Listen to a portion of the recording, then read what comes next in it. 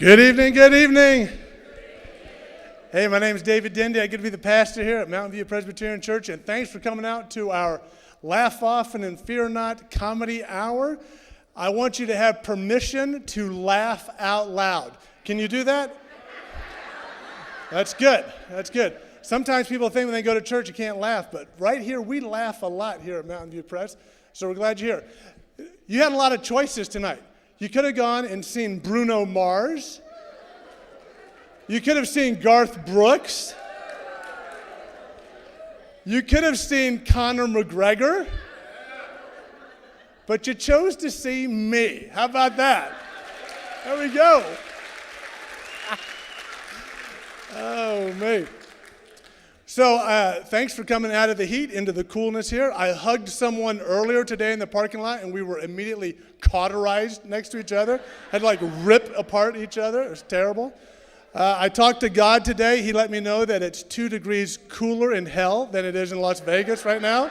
So just let you know.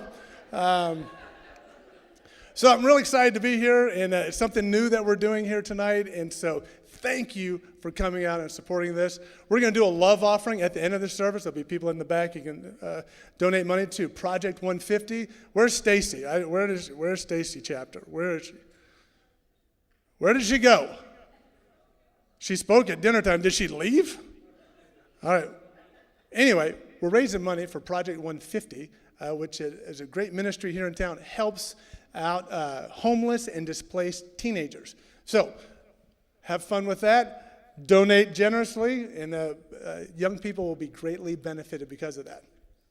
So without further ado, our first special guest tonight is a professor at College of Southern Nevada.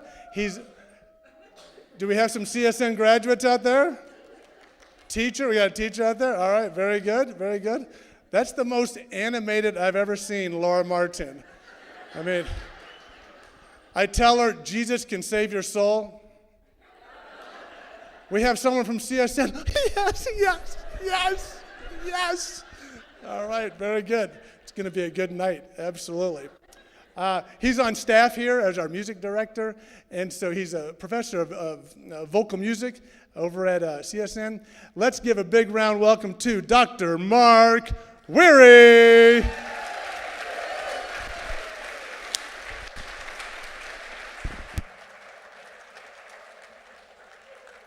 Good evening, everyone. The first song I'm going to perform tonight is called Pass the Macaroons. And when I was a kid, my parents and I, we lived in Nebraska. And yeah, I paid them to do that. And every other year we'd go to Estes Park for our vacation. And if you've ever been to Estes Park, they have this really nice main street, and they have angle parking there and all these lovely little shops. And we were driving down the road into Estes Park, and my mom said to my dad, John, I want some of that saltwater taffy. Just pull over there. So they had the angle parking into the street, and so Dad angle parked the car, and it was my dad and then me sitting. We had bench seats in an old Ford. And my mom got out and shut the door and went into the saltwater taffy place. And my dad said to me, all along in life, there are lessons to be learned, like don't smoke, drink, or swear a lot. But I got some advice to add to save you misery. It's something that I have not forgot.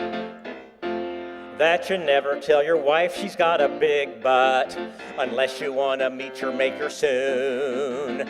Never tell your wife she's got a big butt, just smile and pass the macaroons. Macaroons, cookies, you know. There are 7 deadly words that you never want to hear. Do these jeans make my butt look fat? Keep your mouth shut, son, don't even say a word. Wise men know that it's a trap. And you never tell your wife she's got a big butt, unless you want to meet your maker soon. Never tell your wife she's got a big butt, just smile and pass the macaroons. In the beginning, God created man and took his rib for his mate. He learned very quickly not to mention her behind, or else they'd never start the human race. And you never tell your wife she's got a big butt, unless you want to meet your maker soon. Never tell your wife she's got a big butt, just smile and pass the macaroons.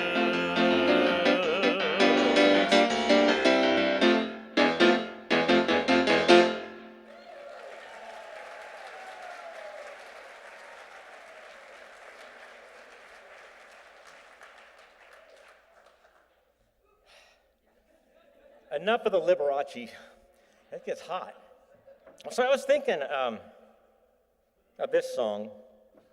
I didn't write this one, but it's appropriate because we're in a church. Leprosy. I'm not half the man I used to be. All the skin is falling off of me because I've got leprosy. I mean, if you guys don't get that joke, there's no reason to do it. All right, the next song. It's kind of a story song, and I think it'll just be self-explanatory as we go here. My wife saw a movie, then read a book. She announced to the family, there's a new way to cook. Let's do without meat, cut out milk, cheese, and eggs. It lasted a week, so I knew it had legs. It wasn't a fad that often occurs, like the time that she told me to get rid of her furs. This time it was different, it wasn't a boast.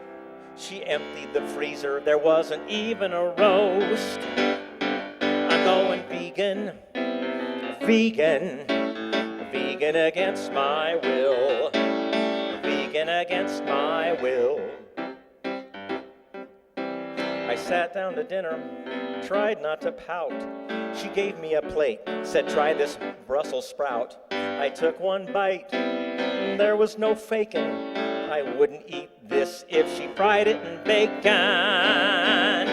She said I should try it for personal growth, so I chopped up some mushrooms for vegan meatloaf. 3 hours later it came out dry as beef jerky.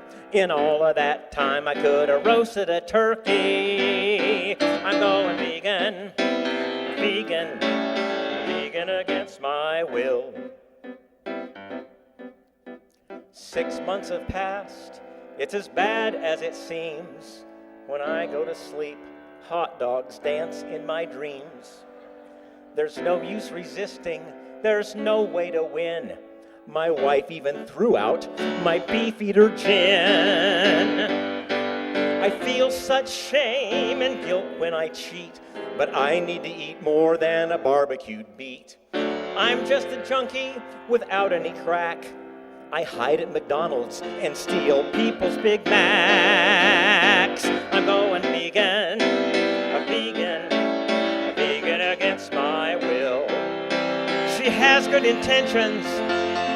She doesn't mean to be mean, but I'm so desperate I will eat Soylent Green. I'm going vegan, a vegan against my will.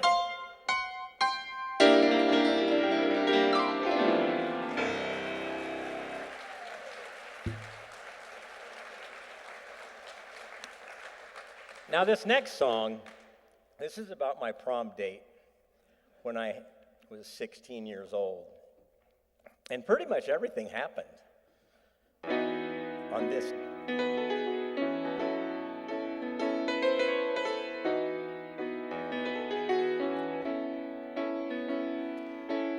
Karen Robinson, the best looking girl in the freshman class. I was a junior and had to find a girl that I could ask to the prom.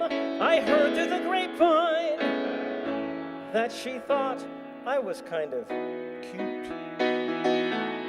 What she really said was, well, he's okay. And it grew and it grew and it grew and it grew and it grew through the grapevine till it got back to me. Hi, Karen, this is Mark Wary. Would you like to go to the prom with me? She said, sure, great, I'll pick you up at 8, goodbye. Drove my parents' car to her house, planning conversations in advance. Thinking TVs, movies, algebra. I couldn't wait till after the dance. Her mother met me at the door and took my picture as I walked in. Time for the corsage, I was nervous and proceeded to put the pin in my hand. The dance was okay, the band was loud. We didn't have to talk. When we didn't dance, I'd stand in line for Cokes, wait for her to walk out of the restroom. The moment of truth came, the end of the dance. 4 friends asked me for a ride. Well, what could I say to them? They were my very best friends. In the car, Karen put her bare feet on the window shield and put footprints all over it. Then she turned on the radio loud and slowly turned the knob up and down the dial and up and down the dial and up and down the dial and up and down the dial. My friends looked at me like I was some kind of weirdo with weird taste in women. And I thought they were right. Went to the after-prom party at the local bowling alley. Karen and I went our separate ways, I'll admit. I was relieved. 2 hours later, I took her home with my 4 friends in the back seat. No goodnight kiss, just goodbye. A night of fantasy. Karen Robinson, do you know you have wrecked my entire life? Should I send you all my therapy bills? You have caused me such strife, and I wish you were dead. Karen Robinson, Karen Robinson. Karen Robinson.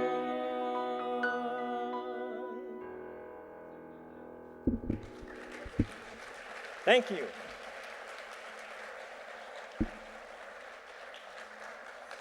Okay, the next song happened too.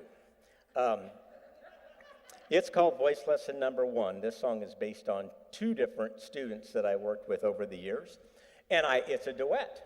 And I'm bringing out one of my students, Michael Romnahe.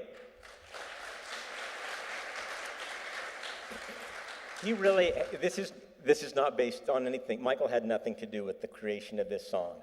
He actually has the harder part to do. So it's called Voice Lesson Number 1.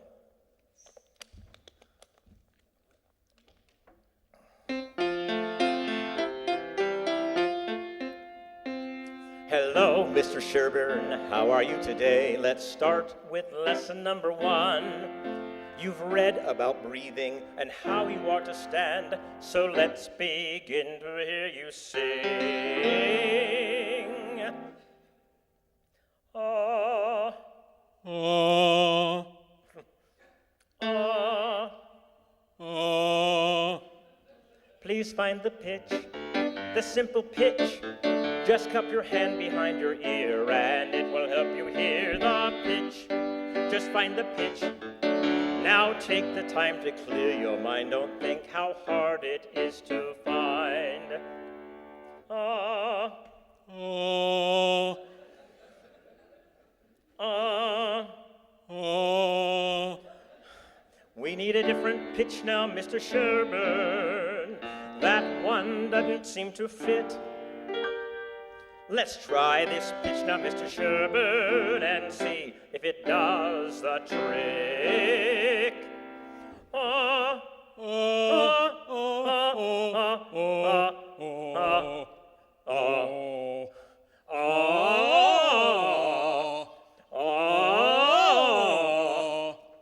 Just find the note, the simple note. I know your brain is tired, but it has to be rewired. Just find the note, the simple note. When your mind hears a frequency, it processes a G like E. I will come to you, you come to me. Okay? Okay.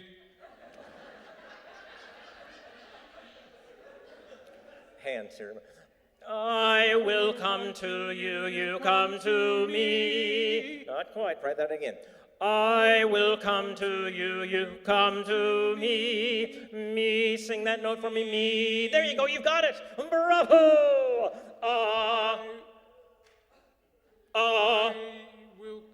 Okay, try that again. I will come to you, you come to me. That's it.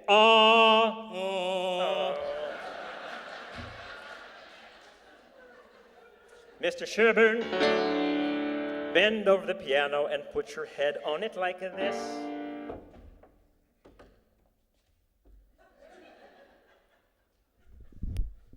Yes, with the microphone.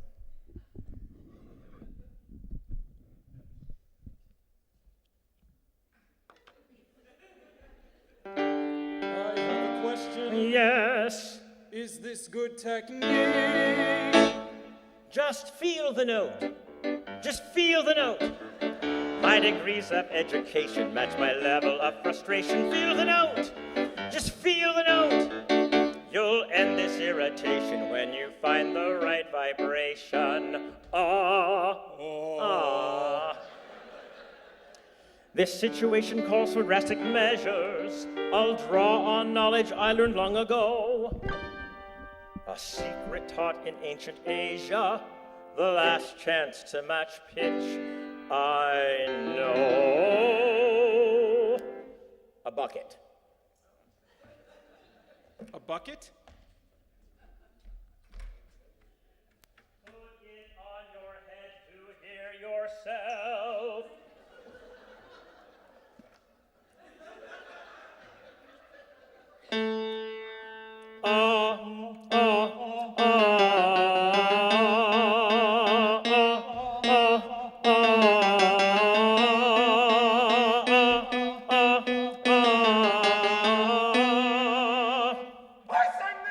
You sang the note. I sang the note! You sang the note.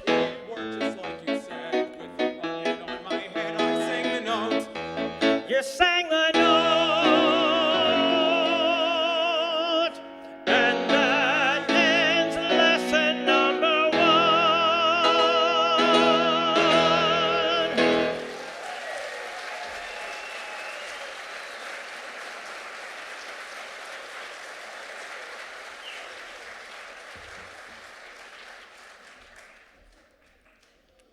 All right, folks, last song. This is my signature song. It's autobiographical too, you'll tell. Balding, yes, I'm balding, watching the hair fall off my head. Balding, yes, I'm balding, why do I have to shed? Sitting in a church pew, the men all in their rows. The sunlight hits their bald heads, it gives the church a glow. I wonder if they polish their shiny domes of chrome. I guess I should be thankful that I still need a comb for balding. Yes, I'm balding. My forehead is growing by the mile. Balding, yes, I'm balding. Tell me hair is going out of style. Does it skip a generation? Is it from my mother's side? My grandfathers were hairless, I want to run and hide. Uncles and cousins, they've all got few sprigs. It's even hit the women. My aunts all wear wigs. They really do. Balding, yes, I'm balding. Watching the hair fall off my head. Balding, balding, yes, I'm balding. Why do I have to shed? Do women find it sexy? The answer's often no. So shave up all your hair, and then she'll never know. Or if you've got the money, you can buy a rug. Look through your local paper and buy a wonder drug for balding. Yes, I'm balding. How does a hairpiece look to you? Balding, yes, I'm balding. Transplant by a hair tattoo. If you've got the answer for hair like Goldilocks, please, sir, impart this knowledge, and we'll make $1 million on balding. Yes, we're balding. Watching the hair fall off our heads. Balding, yes, we're balding. Why do men have to shed? Everybody now. Balding, balding. How does a hairpiece look to you? Balding, balding. Transplant by a hair tattoo.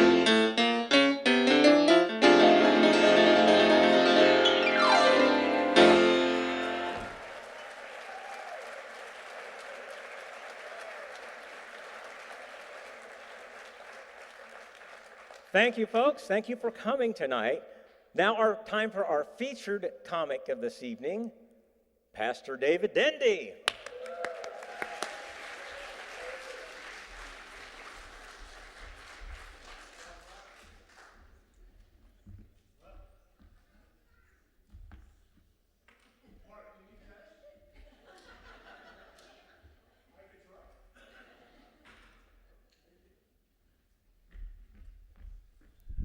Ladies and gentlemen, let's give Mark Weary another round of applause. Mark, way to go.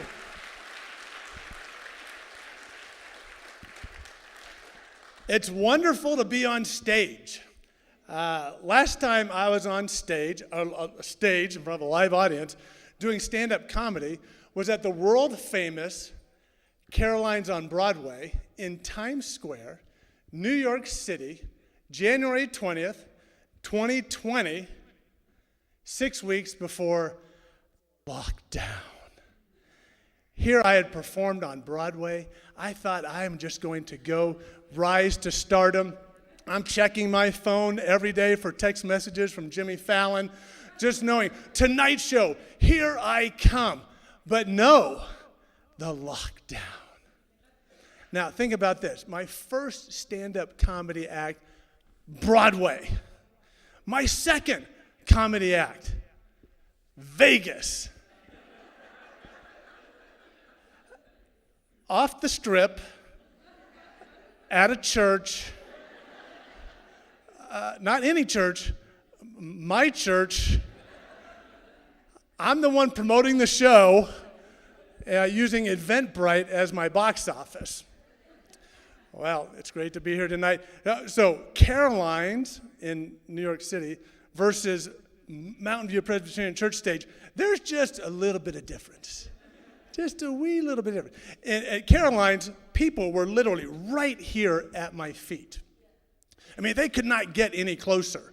I put my water bottle down one time, and one of them picked it up and started drinking it.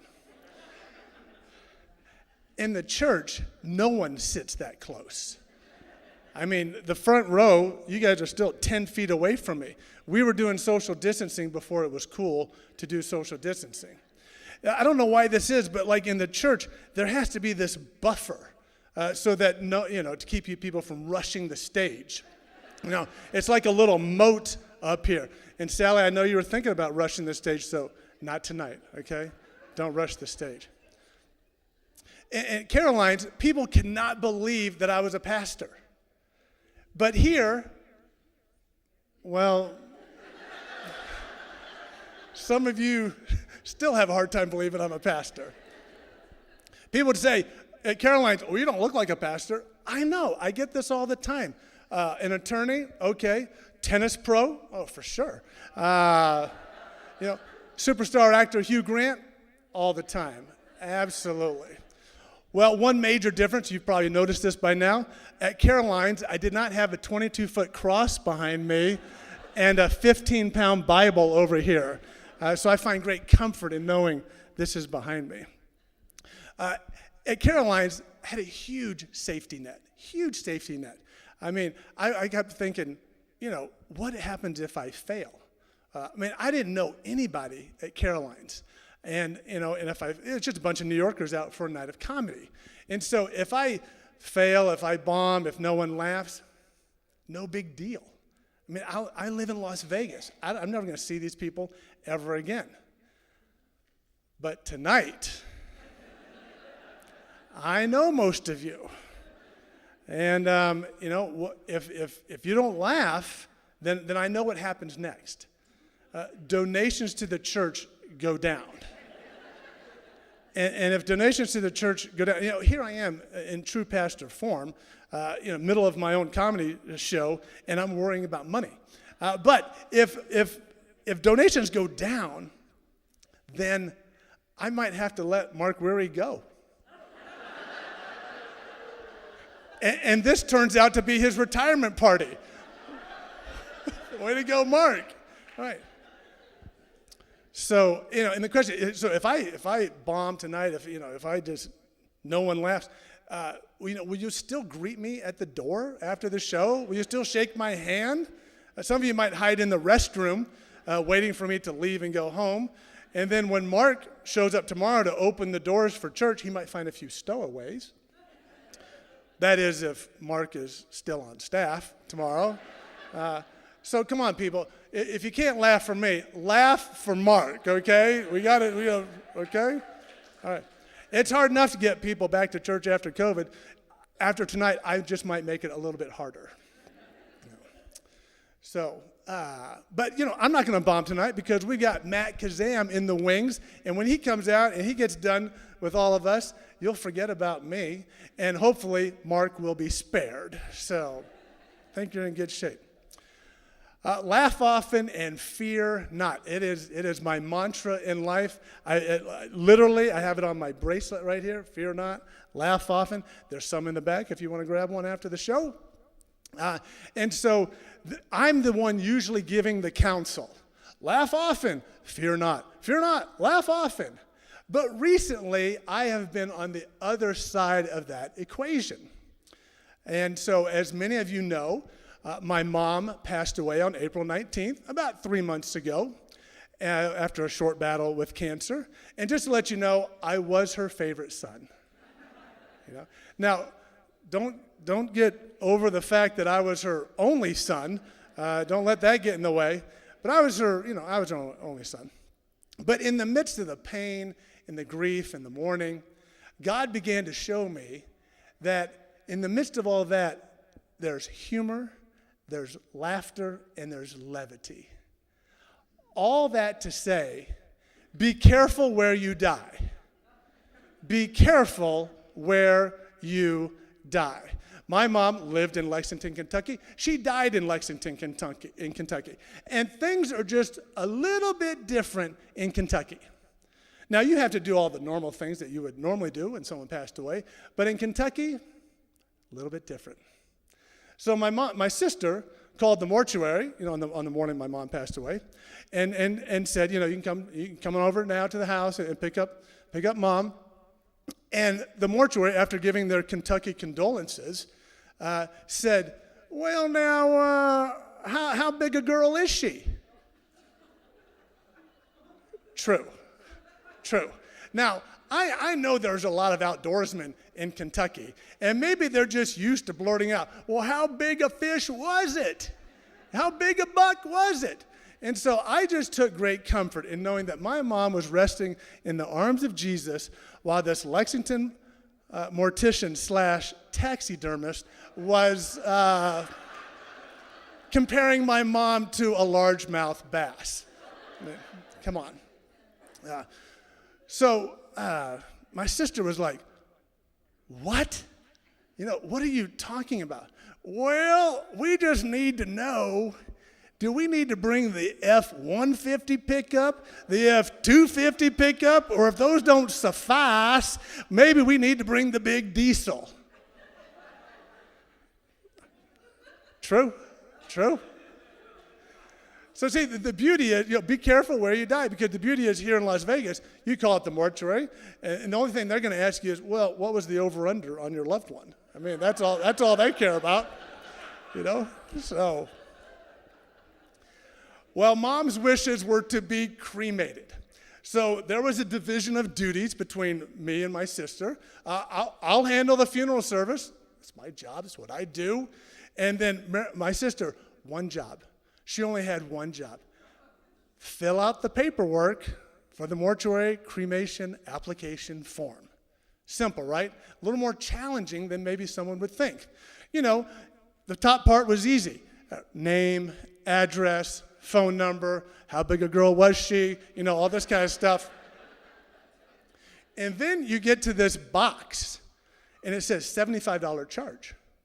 And it's like, what is it? What is this box? Witnessing. So what is that? Well, for $75, you can pay the funeral home for them to go get someone who will come and witness Mom being put into the cremation chamber, they call it. Now, I'm just assuming this is someone's full-time job. I mean, I can't imagine someone saying, well, I'm an Uber driver, but my side hustle is that I'm a witness at the local funeral home. I just can't imagine that. I mean, but, maybe entrepreneurship is big in Kentucky. I don't know. So, further down, so then if you don't want to go get somebody, it still costs you $75 if you yourself want to go be a witness. Now, if you check that box, I'll be the witness, check the box. Now there's two more options for you. First box, check that box, they want to know your cell phone number. Because they'll send you a text when Grandpa Bob is about ready to go into the chamber. It's the same business model Applebee uses to let you know your table's ready for dinner. But if you don't choose that option, then the next option is, and this is pretty tech savvy. I was surprised. Pretty tech savvy for Kentucky. You can put down your email address, and then they will send you a Zoom link. And now you can say goodbye to Grandpa Bob without ever having to put your pants on. How about that? Crazy. I think there should be Yelp reviews for mortuaries and for funeral homes. I mean, this would be a great asset. I mean, be careful where you die. This might give you, Yelp reviews would help you know, is this where I want to die, or maybe I want to die somewhere else? You can imagine, you pull out your phone, well, let's check the Yelp reviews, because even if your grandpa, was a you-know-what, he deserves better than a 2-star review when we send him off the planet, right? So you can imagine just someone looking at their phone, looking at the Yelp review saying, oh my gosh, look at this one. Seems like someone's pretty upset. They gave a 1-star review. Seems like the funeral home put the ashes in the urn, but in the process there, they put in the titanium from Dad's hip and knee replacements. And now the family went off to spread the ashes on the lake, Dad's favorite lake, and by God, titanium hits one of the grandkids in the head. Now they got to go across the lake and take him to the local hospital. Oh. Another fascinating thing about Kentucky is that I'm just imagining, and my sister's telling me about this application form, and I just started thinking, I wonder if the next section down is going to be aroma. Because Kentuckians love their barbecue. And so, for a nominal charge, we'll throw in some smoke-flavored wood chips, mesquite, applewood, hickory, pecan, something like that. Because Grandpa, boy, give him that little smoky backyard flavor. That's always good. And then maybe there's another box for $50. For free, we'll put the ashes, in a box. But for $50, we'll pour those ashes in a bottle of Jim Beam. Jim Beam's pretty popular in Kentucky. And, you can just, at your leisure, just twist off that top. Oh, yeah. Grandpa, he loved those backyard barbecues. Yeah. Smells just like Grandpa. I just love that. But these Yelp reviews, I think, would be very helpful. I I do a lot of funerals, and so I think it'd be great. Some reviews on hairstyling. How did they do Grandma's hair? Did it look nice? Well, let's get some Yelp reviews on that. How are they with makeup? This is pretty important. So how about that? What about the year, make, and model of the hearse? I'd like to know that ahead of time. If it's a Cadillac, I say yes. If they're still using a Plymouth, I'd probably stay away. How about the caskets themselves? Do they have a lifetime warranty? How durable are they? Are they dent-proof? Are they scratch-proof? You need to know these kind of things. Well, here in Las Vegas, I was very pleased. This was a couple months ago. I got in the mail, maybe you did too, a flyer from the Neptune Society. Did you get this flyer? Yeah. Neptune Society, America's most trusted cremation services. And they're offering, and this is great educational stuff, considering cremation, join the Neptune Society for a free lunch. Half of Sun City went to this luncheon. My gosh.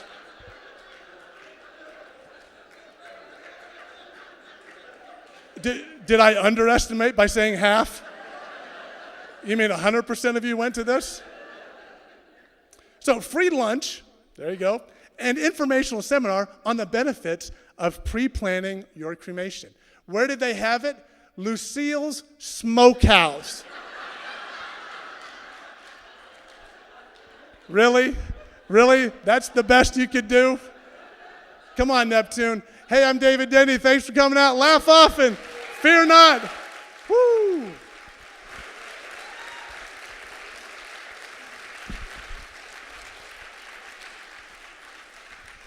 Well, it gives me a great privilege and joy to introduce to you next our featured headliner, Matt Kazam. Matt's a very good friend of mine. He's my comedy coach. He's been doing stand-up comedy for basically his whole life. He's visited over, 4,000 cities, countries, and whatnot. He invited me to go up to Caroline's with him, and that's how I got the opportunity to do that. And so he's a humor scientist. He's a great comedian. Let's give it up for Matt Kazam. Hey.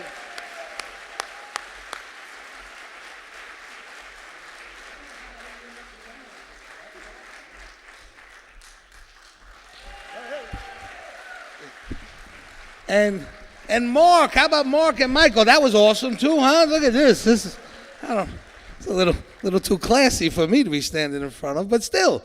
And you guys, thanks for so much for all of you for coming out. Thanks so much, everyone. Give yourselves a round of applause. Yes, this is a big night. This is a big night. This is Dave's first show since January. My first show since March 9th, 2020. First live show. Yeah, a long time.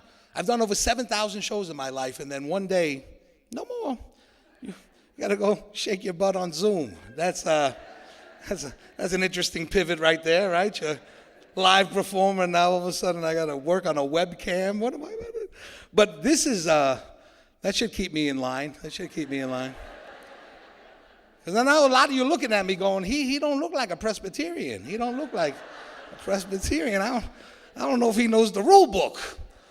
I have done over 100 shows and church shows in my life, and this is really nice right here. This is like Joel Osteen light right here. This is very sick on a band. This is like the biblical host of the Tonight Show right here. You should have this, like some guy on there. And our next guest is Noah.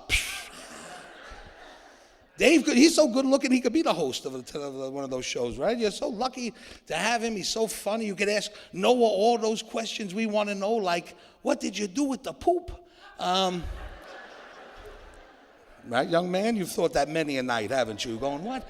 Did they have a little hatch? And he just seemed like there would be a tremendous amount of poop, sir, right? That would be a lot of poop. But you also lucky to have a pastor who was also funny. I mean, do you know how lucky you are? Right? Do you know how lucky? Ooh, God, Must make Sunday afternoons a little bit easier, right? To come in and listen to him. At least he's going to be funny. He's going to be, because religious leaders are not known for that, you know? I mean, nor would you really want them to be. It's a fine line. Like, if you were Catholic, you wouldn't want to go to a church and go into confessional, be like, knock, knock, and he's like, who's there? I wrote that today. Just for you, young man. What is your name? Sasha? That joke was just for you, Sasha. I wrote that one right there. But you never have once been to a party and be like, oh, that party was really slow until that rabbi showed up. Yeah. Things got crazy after that. So it's good. I don't know what Presbyterian is, but I know that they're very nice people, and Dave's one of my favorite people on the planet. It's also a very fun religion-sounding name. Ooh, I'm Presbyterian. It sounds like what you do after you go vegan, right? It's like I was vegan, but then I got really hardcore and I became Presbyterian. Funner name than Lutheran. That sounds like a sentence or something. Like, oh, I sentence you to Lutheran. Ooh. I don't want that. I'm moving slow. We'll give you a few little disclaimers. I'm moving slow because it's hot. I mean, it's hot even by Vegas hot, right? I mean, like I dropped $20 in front of the church. I'm like, I ain't picking it up. And I'm not. I'm not stroking out over a 20. That'll put that in the collection plate. The Save Mark Fund. Yes, we need that. That was awesome, right? Oh, it's hot. And pretty soon I'm going to get that booby sweat going. That's when you know the party. Look at my man over there. He knows. Sometimes you could see the Virgin Mary in there. It's good for a church show. It's not the same religion, but still, you know. I got Mexican families traveling the country, follow me every summer. They're like, Dios mío, the Virgin Maria and the booby sweat. Throwing babies at me. I don't want your baby. Good to be in here. My first show back. This is what I wanted. Didn't want it to be in a casino, just, regular old show, special show with good people who deserve to laugh, man. You folks were in the front lines of this right here, weren't you? Sun City, ground zero, right? Like even your grandkids won't even come see you. That's what kind of world are we living in? Can't even tempt them with cookies. Nana got cookies. No. We ain't going to Sun City. We ain't going to Sun City. But you guys, and I don't want to be in a casino. I don't want to be in there. I lose every time. I know you're retired. I know we're not supposed to gamble, but you're retired. What the heck else you going to do, right? Right? The station casinos was built on the backs of us people. Come on. Right? But I lose every time. I hate going in there. I lose every time. I play games you can't even win like Sasha, like Keno. Keno is the stupidest game in the whole place. You pick a bunch of numbers and the casino tells you if you're right.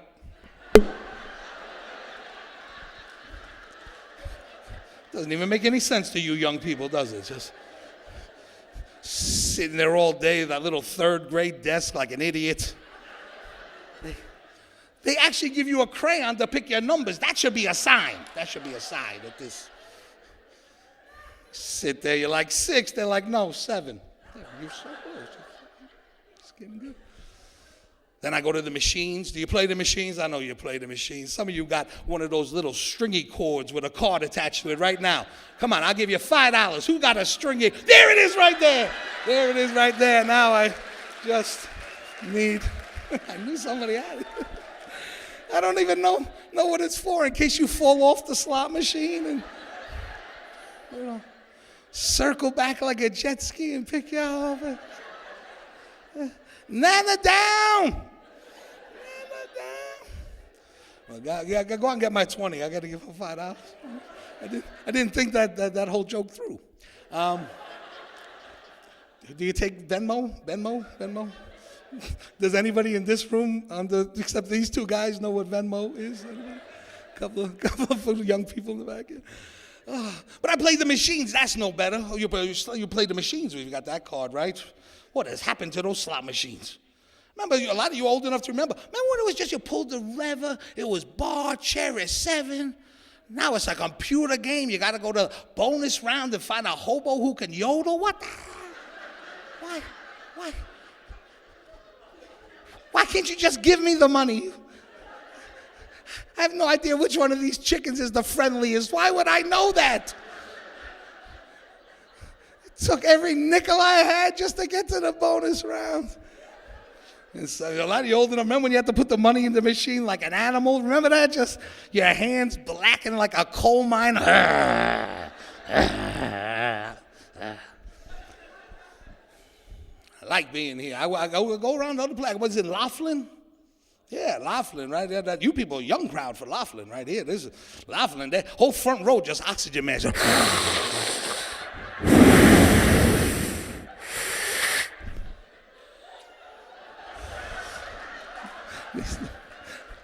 They still got those machines in Laughlin. They still got those machines. But it's good. I'm glad to be here. I'm glad we got some young people here. This is nice, I know. And not such a big event for you folks, because this is just one stop in the journey that is your night. Right? Because when you're young, you have no idea where the night's going to take you. After you get 40, 50, 60 years old, you know exactly where the night's going to take you. Back at home on that couch watching reality TV like the rest of us. They party hard, these young people. Hard. I mean, maybe not Presbyterian ones who go to church on Saturday. I mean, go to watch a comedy show on Saturday night. But a lot of them, your friends, they party hard, right? They spend all night at these nightclubs. They're open again, spend all night. If you're over 50, we go to bed. How much fun do you need, right? We're going to Costco in the morning. We got to rest up. That's like an 8-block walk. You've been to Costco, you do the whole thing, and they just started yesterday samples again. Yes. So I got to wear my comfy shoes and my stretchy pants, when they... Right? Well, remember when they didn't have samples, you just cut through the jeans. You don't care. You're like, I'm going through the jeans, but some of you, she knows, cut through the jeans. But they keep the samples on the outside. That's where they keep the samples. They got full-size mozzarella sticks today. That is sexy. That is sexy. BJ's only give you half, but they get full one right there. So, but no, we watch TV. That's what we do. Lockdown wasn't too much of a big deal for us if you're over 50, right? We're just on the couch watching different stuff. But we love TV. That's the thing about you young people. You'll never understand how much TV meant to us, and especially some older folks in the crowd that are more retired and seasoned than me. Remember TV? See, to you, TV's a device that shows things, and that's okay. But if you're over 50, 60, 70 years old, TV is something else. To that gentleman right there, that's all we had, right? Every night, you and your family in front of that big wooden coffin-sized TV with the little tube and the record player on top you weren't allowed to touch not once. It was for company that never came. Watch The Wizard of Oz that one time a year it came on, because that's all we got. One crack at Dorothy. You missed it that night. It was a year before she came back again, right? It was a Rudolph the Red-Nosed Reindeer. One time a year your mother made Jiffy Pop. Not now, right? And this will freak you young people out. That's why I do this show, to educate you. Nobody's going to tell you this. When I was a kid, TV used to end at midnight. Remember that? They didn't even explain it. Just at midnight, they were like, go read a book. That was it. Just.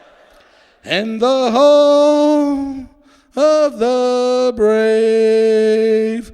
Boo! Somebody did it. Boo. If you're from the Midwest, you got shh. 3 stations on TV when it was on. Yeah, and I don't mean that once. I mean, all the heck we had. Till we broke this off, then it was pliers. Right? We could not destroy those TVs fast enough. Snap the antenna off so you could have a sword fight with your brother. Now you have to put a hanger in there, some tin foil. Your baby sister had to sit up there and hold it so you could watch Gunsmoke.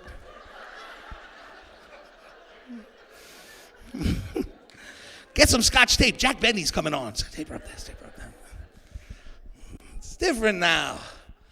Different for kids. Have all the energy in the world. They ask them to do something.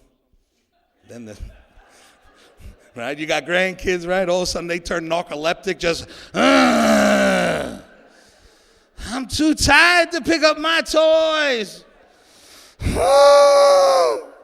The suffering. Look at my little legs. I'm allergic to everything.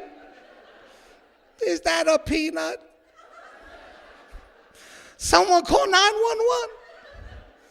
I have an EpiPen in my backpack. Tell my mama I love her. Soft little things, aren't they now? Allergic to everything. We used to eat paste. We're not allergic to nothing. No, nothing.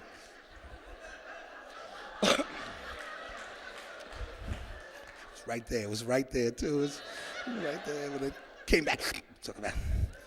All right. But a sunflower seed will take baby Zachary down. When did planters become the enemy? Right, it's nuts and seeds and cashews. I hope all the kids, other countries find out about this. They want to invade us one day. They won't have to drop bombs. Just drop trail mix. They're dropping trail mix. Tell my mama I love her. Oh no, they got gluten. They're dropping gluten. We have no defense for your sticky fibers. We have not yet developed the antidote to defeat the evil muffin. That joke was hard to get out. I haven't told that joke in 18 months. As I was doing it, I'm like, do you even remember this joke, you idiot? You should have thought some of this through, but we got through it. And I don't know if it's gluten. Everything now they're trying to, is blame it on poor old gluten. Gluten's like, what did I do? I make cookies and cakes. I'm delicious. Why don't you go talk to Red Dye number 5, see what that son of a bitch been up to. Ooh.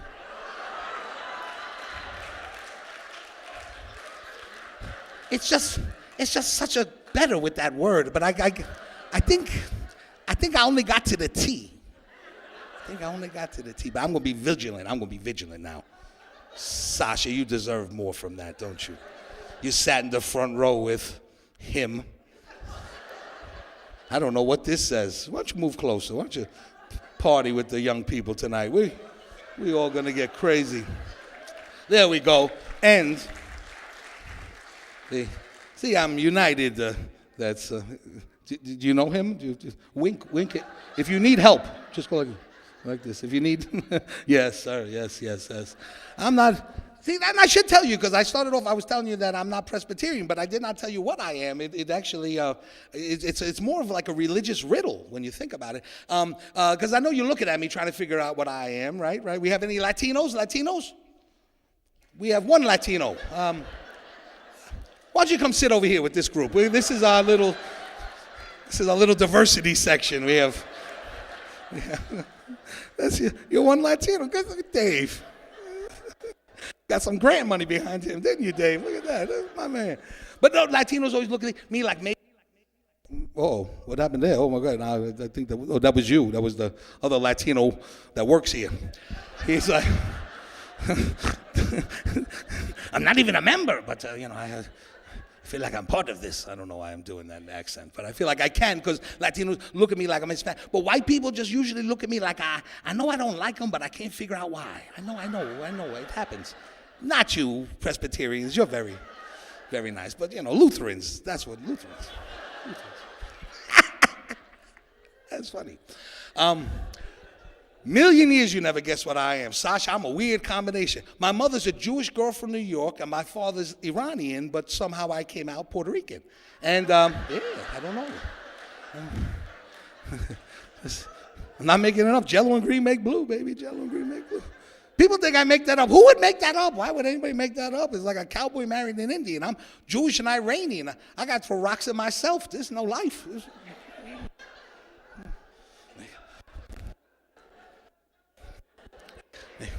Just checking. I'm glad, because sometimes it's the full-blown Jesus cross back there, like, oh. And that's a lot freakier. This one is very, very, very mellow. I like this one, but because the only problem is when Jesus, you look back, you expect him to be like, okay, Jesus, I didn't like that one either, Jesus. I didn't like that one either.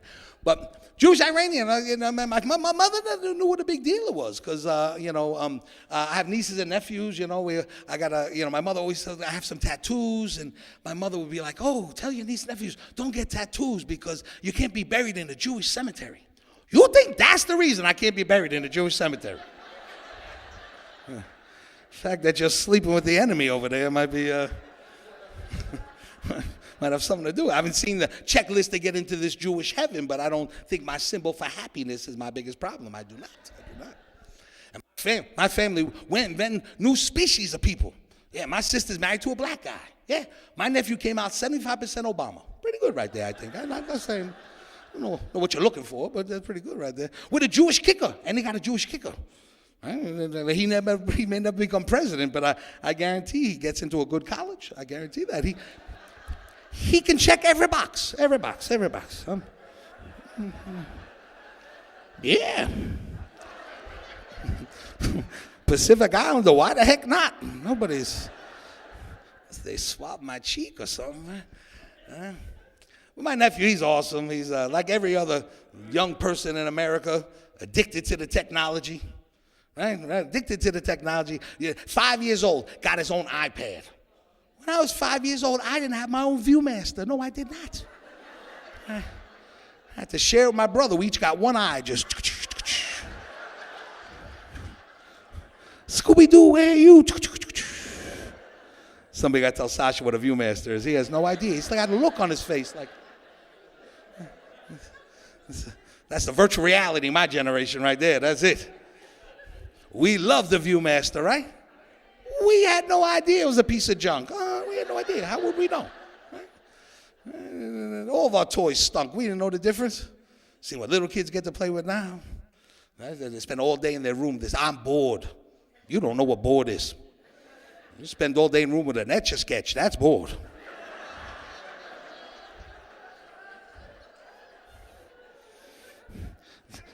Look at the back of the box. They showed you all the things you could make with an Etch-a-Sketch, right? I can make stairs. That's all I can make is stairs. A farm. Yeah, your mom. I can make a big stair wearing a hat. Maybe that. I could maybe. Bored, Sasha. You spent a rainy day with a light bright. That's as bored as it gets right there.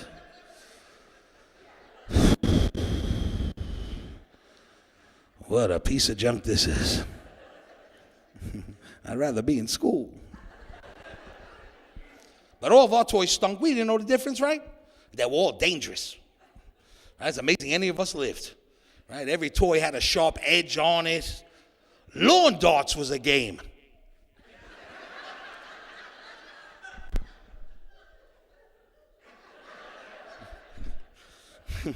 Every kid in the neighborhood was armed with a BB gun with a license to shoot you in the head if they wanted.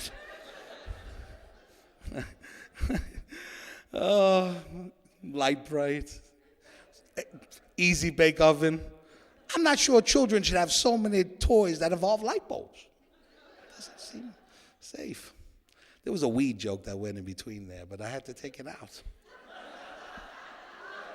And it's silly because weed is legal now. It just wasn't then. Right, when you guys smoked it, right? Yeah, when you guys smoked it. You were a bunch of happy 60s Presbyterians. I know you were. I'm not naive to the situation. It's just different. You guys go back to a time, that's why I love kind of older folk shows. I created this show, 40s Not the New 20. I wrote it basically not for people in their 40s, but people in their 70s, 80s who look at the world and they go, what the heck has occurred? Outsourcing parenting, and you got to watch your kids, right? Like, remember when everybody taught their kid how to swim? Remember that was like a rite of passage, right? How'd you learn how to swim? Your father just threw you in a lake, didn't he, sir? I know he did. Just, he just turned your head for a second. He was like, bam!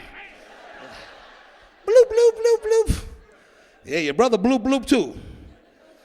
Now he's a varsity letterman on his way to college, so figure some stuff out, Chachi. Life ain't always going to be so easy. Now they're learning how to swim in a strip mall. What the heck is going on? Right? They're running amok. I saw a woman at Walmart the other day. She had her kids on a leash. You ever seen that? That's your answer?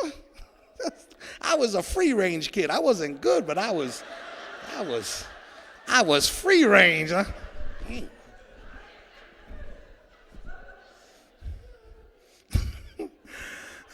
Put your kids on a leash. Then I followed them around for a while. You know what I realized?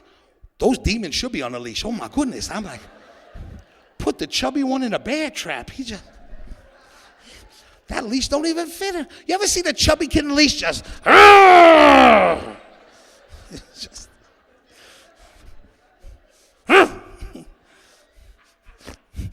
and cheese. Give me some mac and cheese. I know you got some Skittles. Give me some Skittles. I want some Skittles. Twizzlers. As long as you feed them, they're okay. Mellow. But I love Walmart, though. Let me tell you, Walmart got me through the pandemic. Right? If I ever got a little bit sad or a little bit down on myself or felt like maybe I was not making the right choices, I just went to Walmart. And I felt fantastic in seconds. I felt like I was making good choices in my life and that I am very fit and quite handsome. Quite handsome. I don't know why I'm so hard on myself. I'm at Walmart. I am sexy at Walmart. I'm below average at Target. I understand this. That's why I don't shop there. I won't even run into a Kohl's. I'm not too much pressure, but Walmart, I'm sexy. I'm sweating too now. You see it. It's coming. It's coming. This cat just, it's been slithering up here. The heat just slithering, coming to get me. And I'm trying not to turn to the side. I know this is a beautiful stage and what a great setting, and I'm so happy to be here. But I know it's a totally different show when I turn to the side because, like, this is something you will learn, Sasha. I know as good and delicious as you both look now, young people look good from every angle, but after you turn 40, 50, 60 years, you don't look good from every angle. We all know our angles. We're holding social media together with our angles. Just won't let anybody take our picture anymore. It's like, wait. Get a stool. I like it from up there. Wait. And we all do this like it's going to make up for 65 years of abuse. Just, oh, yeah. Okay, now we're good. But like for me, this is pretty good, but this, not so much. I go very quickly from Vin Diesel to Danny DeVito. I don't even know how it happens. I got like a two-body. I was married for 16 years. My wife, she only saw me head on. Yeah, I used to have to circle her like I was a cage fighter. When's he going to shoot the leg? I'm not going to shoot the leg. I just don't want you to see me from the side because this is pretty good, but this is like the opening of Alfred Hitchcock TV show. Good evening. Welcome. You're going to have to Google that one too, Sasha. You're going to have to Google that one too. All right. This question has more questions than answers. This show has more questions than Oh, man. But the kids are different now. Can't be uncomfortable for 2 seconds or they lose their minds. That's why they have to make the minivan so nice. Has anybody seen the back of a minivan lately? Oh, this has to end. That's a child, not the governor. What do they need all that stuff for? Plasma TV, leather couches, a wet bar. And none of that's for you. You were sitting up there. That seat hasn't changed in 30 years. You still got 8-track. They got Blu-ray in the back. Do you have any Grey Poupon, please? Right? Everybody gets a comfortable seat and enjoys the ride. I grew up with a station wagon, right? I went cross-country sitting like this.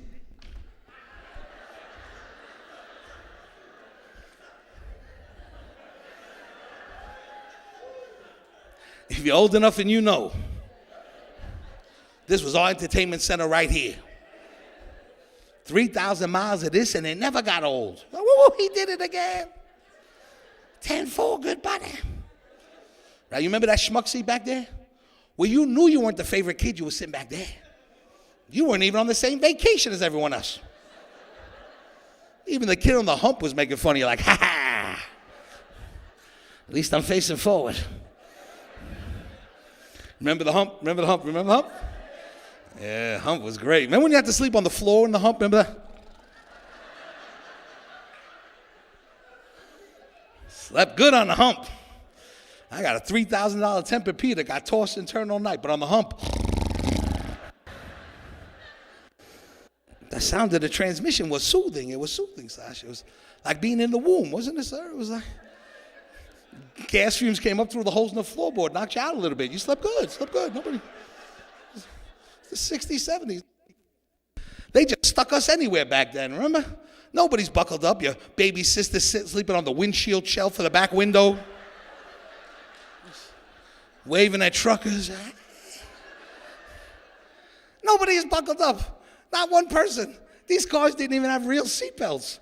They just had that big, the whole family dies together seatbelts. Remember that one? right? If one of us goes, we all go. Thelma and Louise before Thelma and Louise. Not now. Oh, I need my stool. Oh, they gave me such an array of stools. Give Dave. You did a great job, Dave. Everybody here. The volunteers, the staff. I'm having a good time. I told them I needed a stool. They gave me 3 options of which one I want to break in front of these people. But it's different, and I need the school stool to totally illustrate how different it is. Because now the kid's in their car seat. And I know you're all thinking, what could he possibly have against the car seat?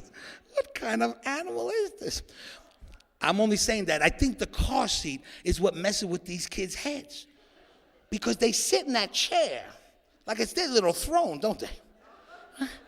They could care less you're driving a car at 70 miles an hour. They just sit back barking out demands like they're Caesar. Just, I believe I need a juice box. Please, some goldfish, my men. Sin on Finding Nemo, he amuses me. 5 minutes later, take him away.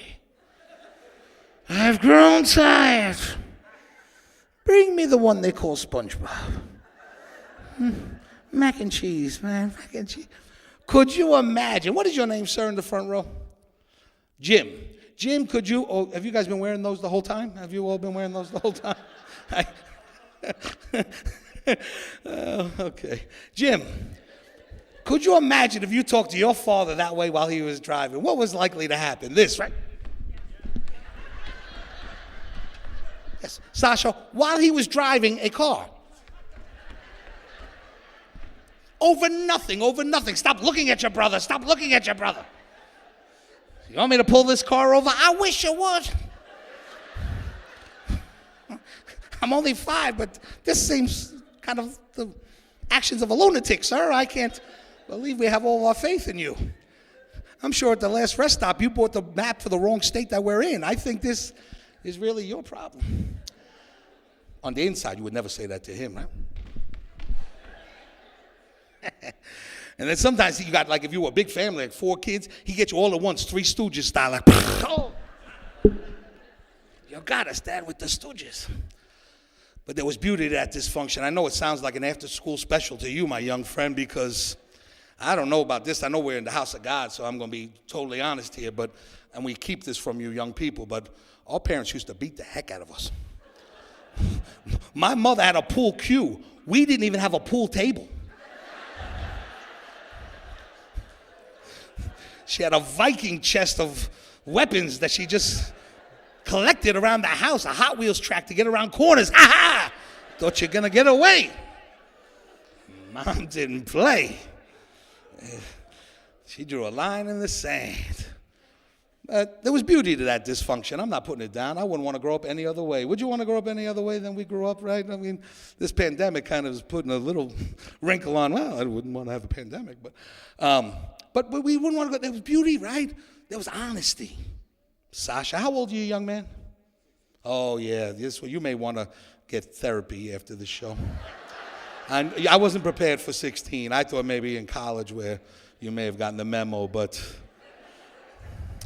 this is very different. Not right. I mean, in retrospect, it's your mom. She just baked you a pie. How did we get here?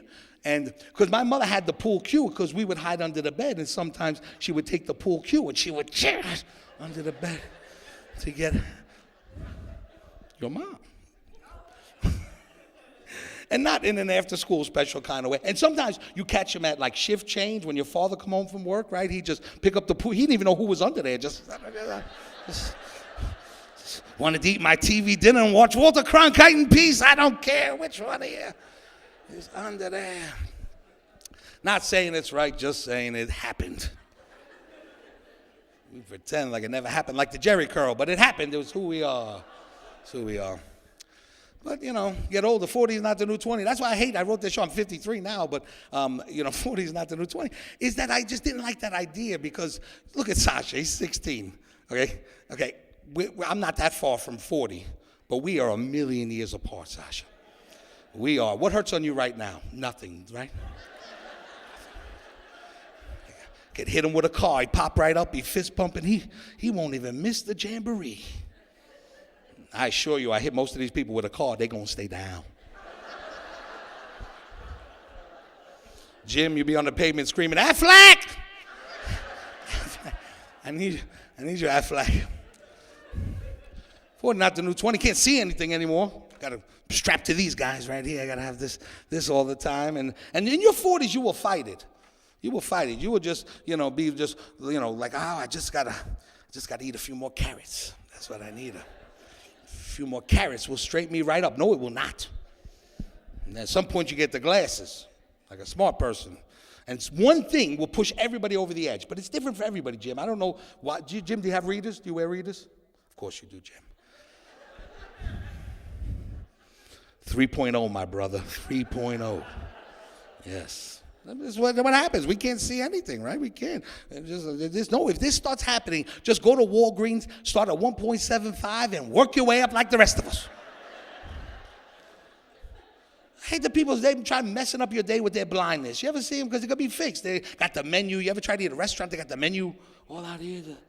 Ask the way. What are the specials today? Glasses at Walgreens. Start at 1.75 and work your way up. For me, what made me get the glasses was I had to call the number on the back of my credit card, and I didn't have my glasses. Anybody ever tried to do? I see the look on your face. You've been there, my sister. Yes, you have.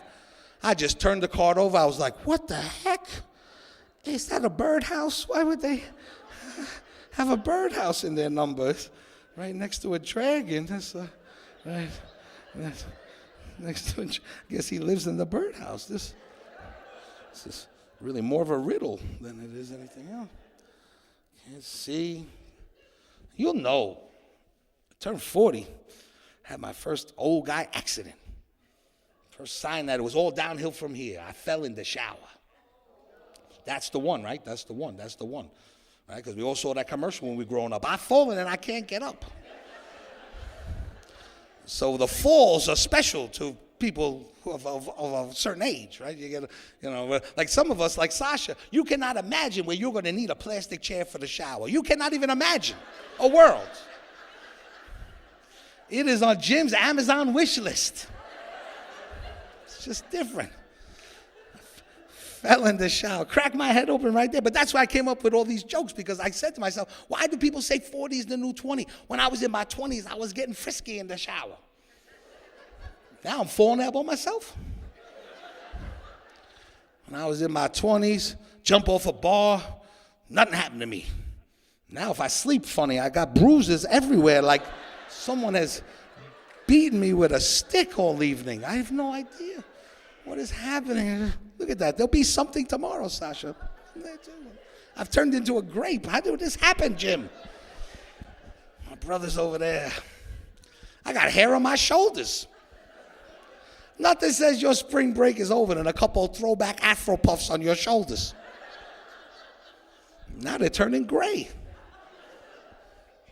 Take off my shirt, I look like a LA Raider fan, or what are we, Vegas Raider fan. I can't ever get that joke right. I don't tell it that often. Last week I thought someone was behind me, Sasha. Oh my goodness. Morgan Freeman and Samuel L. Jackson are trying to get me. I don't know what's going on here.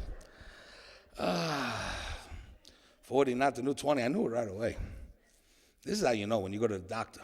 Sasha, how old are you? 16, you said. How old are you? 18. Okay, we got a good sample right here. When you guys go to the doctor, how concerned with this area is he? They have such a confused look on their face, like. And these gentlemen are like, okay, you got me. We're engaged, and they're like, why ever would he touch me down there? Well, Sasha, we are the ghost of Christmas future. Yes. Right? Over here too, these gentlemen know one day you're going to be visited by a man with a glove. One day you're going to be visited by a man with a glove. And he's not there to play catch, I assure you. This is a totally different kind of party. Because when I was in my 20s, he didn't care. Maybe you give him a little smack, make sure they were there. That was it, right? I'm 53 now. I go to the doctor. He cannot wait to get to that area now. I got to go to the doctor with a gunshot wound to be like, I got to put my finger in your butt first. I got to put my finger in your butt first. The gunshot wound can wait, but there's something in that butt that's going to get you. This may be true, Jim. But my only question is, how can this still be the best way you have to check my butt? This is 2021. Lexus has a car that can park itself. Should get you a cell phone with an app or something. And what is this one for? A second opinion? Why would you need two?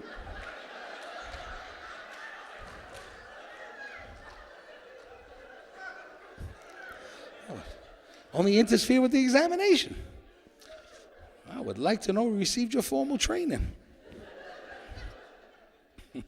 What do you mean you're a dentist? This is it's just a hobby. What? You guys, you were an awesome crowd. I tell you, such a good time here. So let's talk to the married people real quick, because I know in shows like this, I get some good numbers. Who's married a long period of time? How long over there? Oh, look at, how long over there, ma'am? 33. That is a long period of time, but this is Sun City. How long, ma'am? 56. Look at you. She tried 23 years on you and didn't even think about it. 56, but he's not with you. Is that him? Is that him? No, he don't. You guys don't go out in public anymore, right? You don't know. You don't. No, that's how it, somewhere between here and there, they start leaving you in the car, you know, like I think maybe crack the window, leave some food. You're kind about it at first, sure. But you have no use for him that anymore at this 53 years. He's home getting some time to himself. Just you probably using the bathroom unattended. Because that's what I'm telling you. That's how you made it. Can anybody be 53 years just before we move on? Oh, look at him over here. This is the early section. Yeah, how long, sir? How long? How old? How long? 57. That is more. You can beat that? Man, behind you. You. Yeah, how long? 63. Yeah, that's that has to be the most. Statistically, it has to be the most. Anybody can beat 63?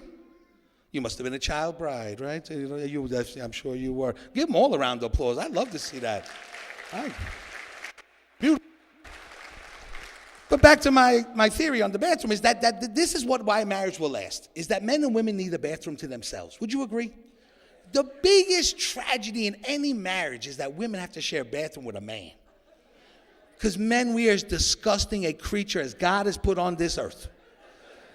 And women let that go every single day of your life. You know, you walk in that bathroom sometimes, you disgusting son of a... What is that on my toothbrush? Why is it wet over here? What is he? Is there pee on the ceiling? How does he get pee on the ceiling?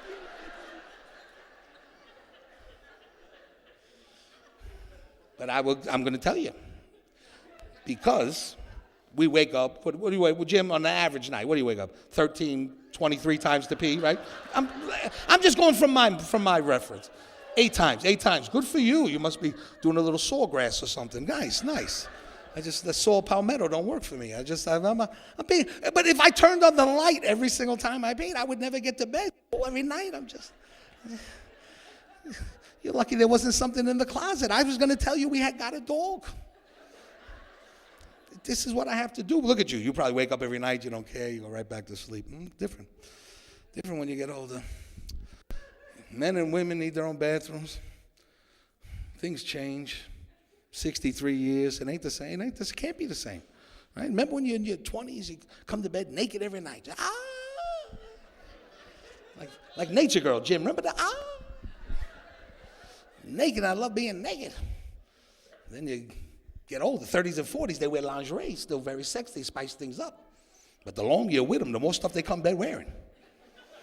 Look at 53 years. She goes to bed like a beekeeper, doesn't she, sir? I've seen it. Right? Look at, she's laughing. No one naked, just a helmet and a smoker, just stay on your side. Stay on your side. Because that's all marriage breaks down to in the end. Defending your side. Right? He's probably home defending his side, thinking about ways. I know she's going to try to encroach, but you don't defend your side. 63 years later, they be hanging off of one. I should have defended my side. Then you got to go sleep in the other room. You got to wrap up your CPAP machine. Thank you so much. You are absolutely awesome. Dave, please support Project 151. They're doing some amazing work in the community. And if you got a little couple of bucks, throw it their way. Thank you.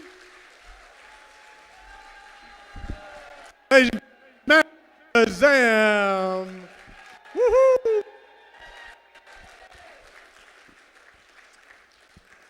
Hey, thanks for coming out. We will do this again tomorrow at 10 a.m., so. But what a joy. Our mantra here at Mountain View Presbyterian Church is laugh often and fear not. And so thanks for coming out tonight, laughing often. We've got our ushers in the back with some offering plates. If you'd like to donate to Project 150, you're welcome to do that. Go have a good night. Be safe. Laugh often and fear not. Woo! Go get them.